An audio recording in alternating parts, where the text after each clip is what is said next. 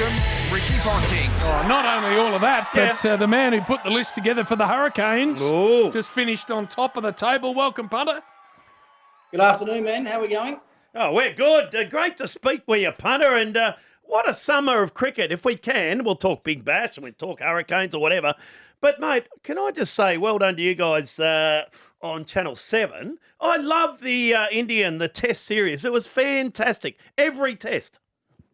Oh, it absolutely was. I mean, I think that's detriment just to how good the two teams are. I mean, you got number one and number two in the world going head to head in good conditions here in Australia. It was a series that was hyped up and built up for a long time, and I think it lived up to everything that the media and all of us pundits spoke about. I mean, the MCG week was unbelievable. I think it was it 387,000? I think came to the gates over those 5 days. It goes late, into the last hour on day 5.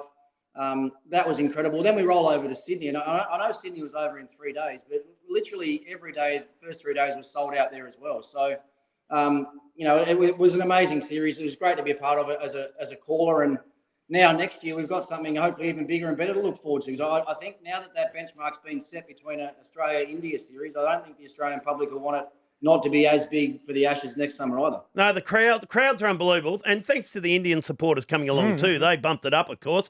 But, it was prickly. Oh, bloody prickly. Travis Head got 140 or something. And Siraj, he sent him off, told him to off. No, I'm not sure he went down that far. I think he did. And then Boomer's bowl. That was just, and then of course Virat just bumping into poor old Sammy boy. There was plenty going on. Oh, and then you got in a bit of trouble too, Rick. What have I done this time? Well, the coach, Gambier or whatever his name is. Yeah, I had to try and unsettle him a bit before the series. That's my job now. My job now that I'm not playing is I try and upset everything before the ball's bowled.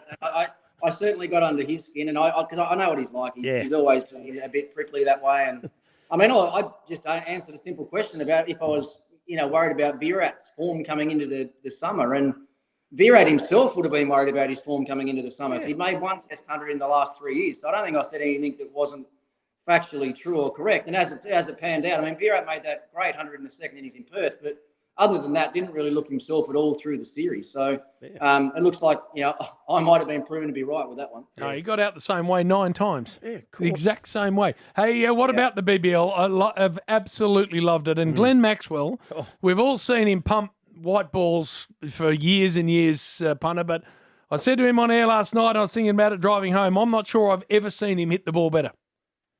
Well, I was doing some rough calculations last night as well, JB. You're a bit like me. As soon as the game's over, we don't stop thinking about it. But I reckon he's got something like 280 runs in his last 4 knocks, and he's been out once. Yeah. So he's averaging 280 for the back half of the BBL, which is obviously corresponded with the Melbourne Stars going on an unprecedented run, really, and winning 5 in a row and sneaking into the final. So, I mean, he's been brilliant. He would have been disappointed with the way he started the BBL, but it just goes to show how important 1 or 2 players can be in the T20 game. I mean, I've said it forever. During a Test match, you normally need 6 or 7 guys to stand up and have a good game. During a T20 game, if you get 1 or 2 to do their job, you can somehow pinch games, and he's done that. And their bowlers have been good as well. Steketee, Paris, and even Osama Mir, the leg spinner, he's done a good job for them lately, and they've come together really well, and they're dangerous. They're going to be hard to beat now. They're an informed team. What about Mitch Owen? Speaking of hitting the ball good. Doesn't he hit it clean?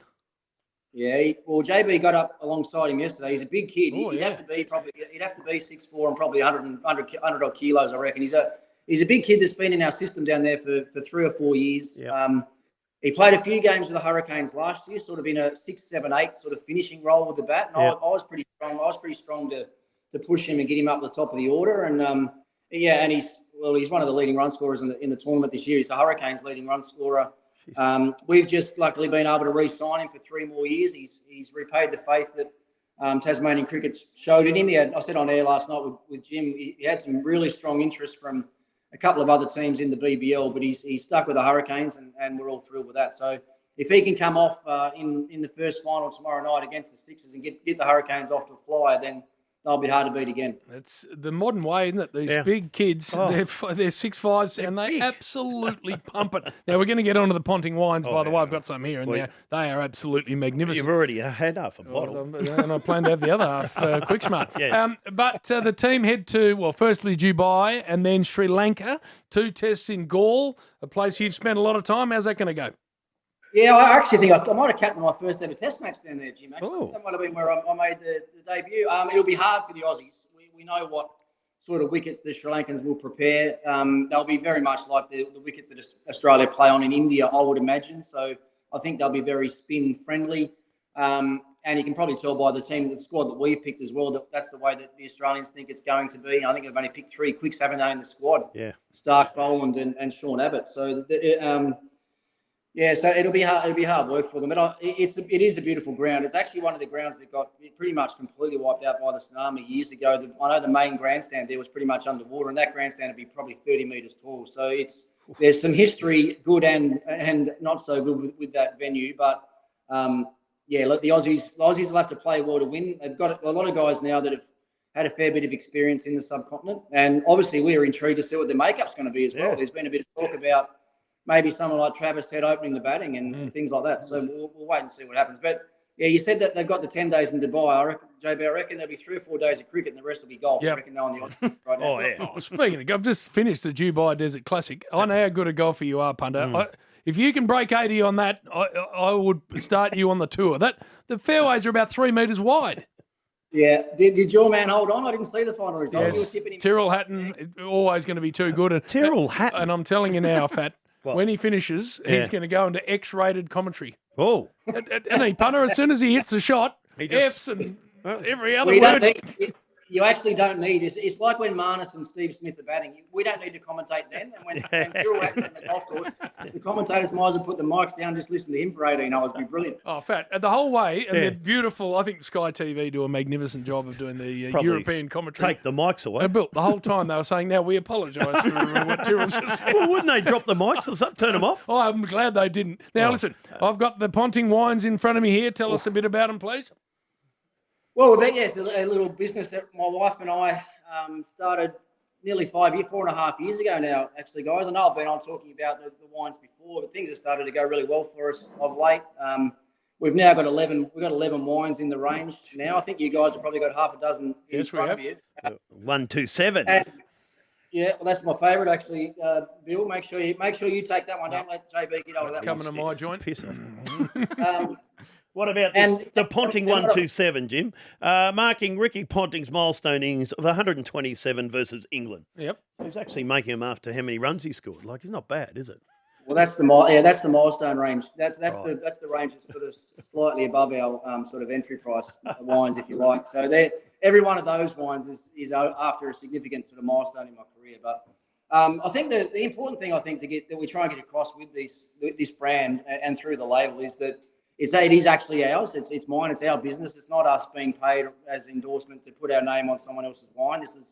It's our business. It's something we're passionate about. Rana and I have been on a wine journey pretty much since the day that we met. She was a lot more heavily into wine than what I was.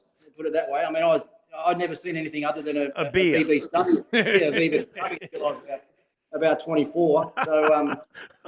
Launceston, of course you only sort of. Actually, didn't you drink the Tassie beer? Cascade? Yeah.